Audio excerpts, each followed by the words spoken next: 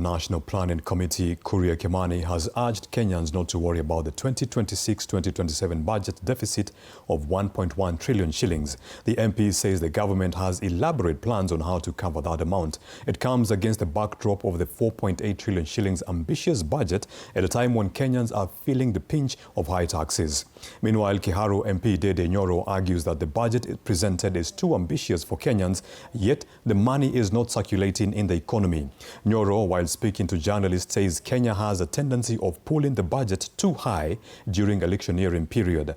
Treasury CS John Mbadi presented a budget of 4.8 trillion shillings to Kenyans before Parliament this evening. I think that I have taken a bigger loan, but if I've taken a bigger loan and my pay slip can accommodate a bigger loan, then that is okay. And so therefore there is no reason to worry for the 1.1 trillion shillings. It is still within the best practice in terms of a debt as a percent, not debt, in terms of deficit as a percentage of GDP.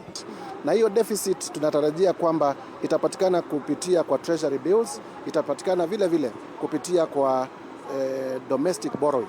Na kama vile unavyojua hivi sasa our CBR, the base renting rate yetu ya Kenya imeenda chini, kumaanisha kwamba the interest rates za benki zimeshuka chini. You kick the can down the path. So you need the money now, somebody else later will pay. So in that respect, there is money you can see clearly in the budget for development. But remember, there is some off-the-book loans which are also being channeled towards development, for example, securitization and the rest. So there is that balance. The second thing, in terms of re-election and in terms of an election year, you also see an escalation of budget in what you'd call campaign monies. Pia inaangazia sana mahitaji ambayo yatasaidia kubadilisha nchi yetu. Kwa mambo ya miundo msingi, tunajenga mabarabara, airport yetu ya Nairobi na airports zingine, ili tuweze tukabadilisha nchi yetu, kwa sababu ukitaka kubadilisha nchi lazima uwe na miundo msingi ambayo ni bora zaidi.